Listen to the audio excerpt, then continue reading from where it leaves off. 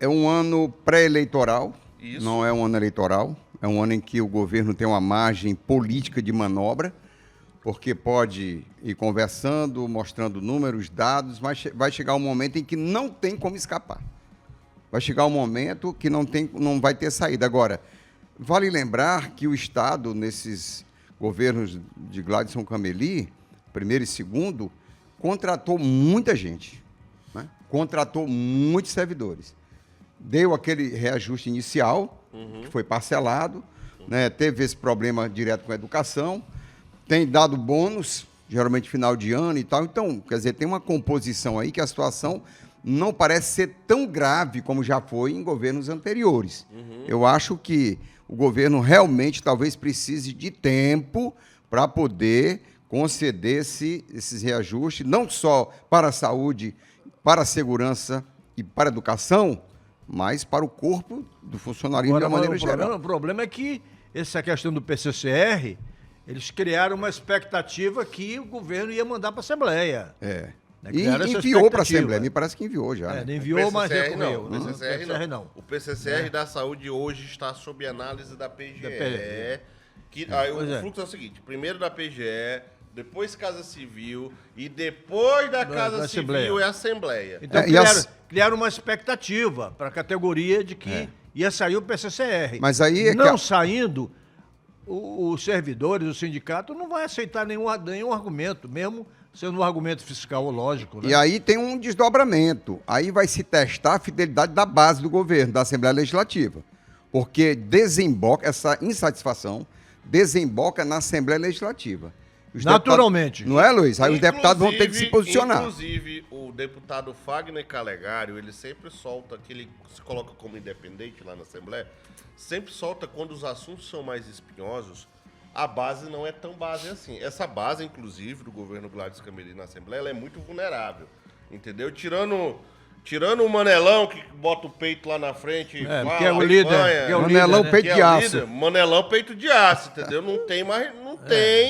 Não tem ninguém que enfrente o jogo. Já teve, eu posso até falar assim, já teve bases, inclusive no governo, deputados na base antigos, né? Que inclusive nem são deputados. O Manel não tem deixado sem resposta. Não, né? o Manelão, como líder, ele é líder, pontua, enfatiza, entendeu? Ele é uma tramontina. Tem gente que fala que é um trator também, né?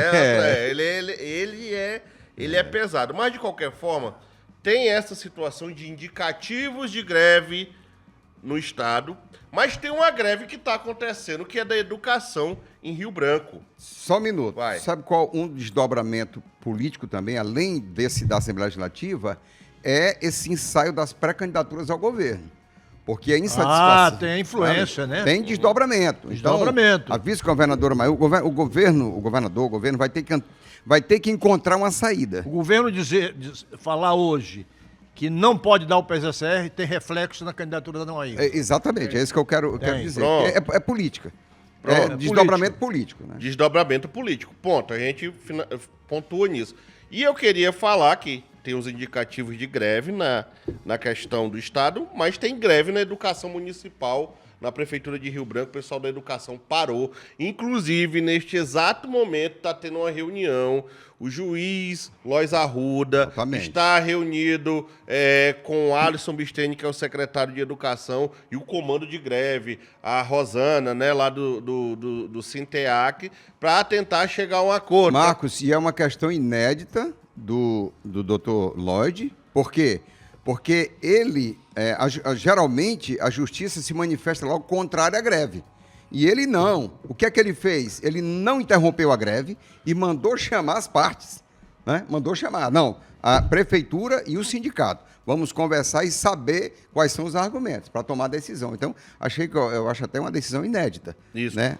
E uma greve... salutar, né? Muito saudável. Uma greve que já está durando mais de uma semana. Vai fazer uma semana agora. Começou na sexta-feira. Está durando uma semana e está mobilizando. Ontem teve vigília na rua, à noite, no friozinho. Tem 70 escolas paradas. 70 escolas paradas. E isso, assim... Aí a gente fala, beleza, os alunos estão aí, tá parado. Mas e o efeito político disso, Luiz Carlos? Também, o efeito Jorge, político. porque...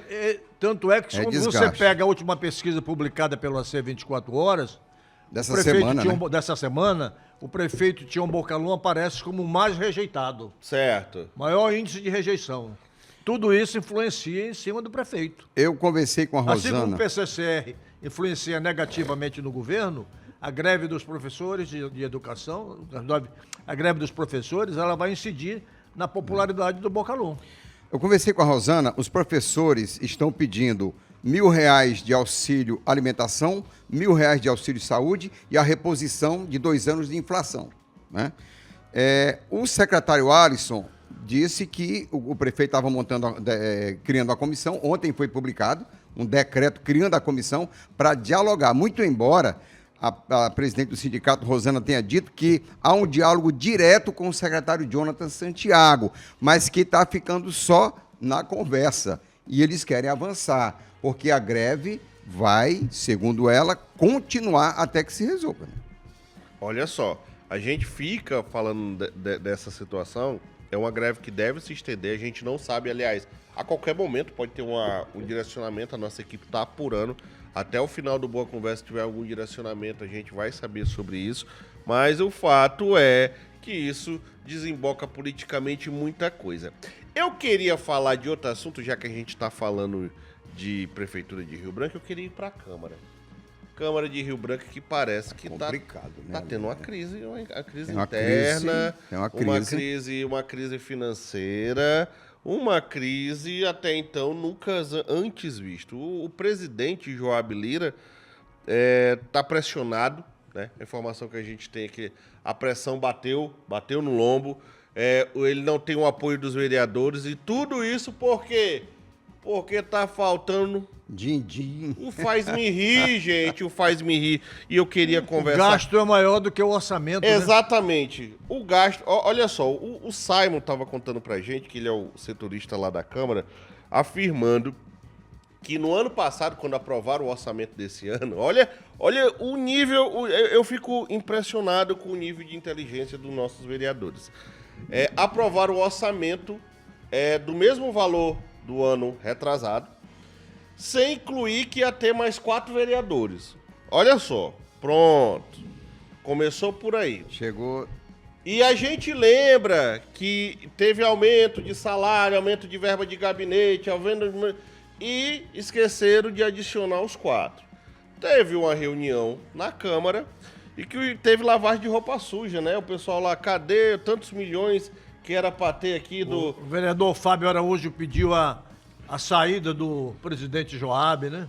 Pois é, aí tem uma situação que o antigo presidente, o Raimundo Nenê, teria comprado coisas, né, feito gastos exagerados, e o Joab foi cobrar a conta. Só que quando você cobra a conta, você tem que entender que você tem que ter um apoio ali. Não dá para cobrar a conta de qualquer jeito. Entendeu? Então, assim, tem uma situação que tem... Estão ameaçando cortar a tal da verba de mídia, estão ameaçando cortar verba de gabinete, aluguel de carro. Entendeu? Então, assim, tá uma situação espocada lá. Marcos, quando eu vi aquela empolgação para aumentar o número de vereadores na capital, teve gente que votou achando que ampliava a sua chance de voltar, ou de continuar de se reeleger. Isso é um erro grave. Como é que você tem um orçamento de 10 para 10 pessoas e você bota mais 5, 4, 6, 10, acabou, não tem saída. Sabe por quê? Porque está no teto. O repasse da Câmara, por parte da Prefeitura, que é o repasse do 10º obrigatório, está no teto. Não tem como o prefeito socorrer, fazer ali um aditivo. Não tem como fazer. Então, eles vão ter que se virar, tem que enxugar a folha de pagamento, tem que reduzir salário de vereador, alternativa... Cortar a verba da mídia. Cortar as emendas. Quanto é que é a emenda mesmo? O Sábio vai até me contar, a gente tinha feito material, 1.100.000. Olha só, Astério Moreira, eu lembro muito bem que a gente sempre debatia isso aqui, a emenda era cerca de R$100 mil antes, não era, Simon? Alguma coisa assim? Aumentou de 700 mil para 1.100.000. Olha só, aí ninguém colocou isso na caneta. mas aprovaram, né? Então, assim... É que esse, na verdade, é recurso do Executivo, né? O vereador só faz tem direito àquela emenda, faz indicação aonde o Executivo deve aplicar, tem que ser na saúde, na assistência social, algum lugar. Mas os recursos destinados para a Câmara são insuficientes até para completar a obra que está sendo feita da nova Câmara e muito mais para comprar móveis, porque não é só construir o prédio, tem investimento que tem que fazer a Câmara. Então, aliás, a situação é grave. Muito, assim, uma coisa que é cara, né? Que a gente sabe que tem que ter, tudo bem, a Câmara, mas é muito feia aquela obra da Câmara, viu? Parece 3 caixas de sapato, assim, colocaram assim, uma atravessando a outra, viu? Pronto. Parece o trabalho de escola dos nossos filhos, quando fazem assim. A arquitetura entendeu? horrível. A arquitetura, assim, um negócio bem feinho mesmo, né? E muito caro.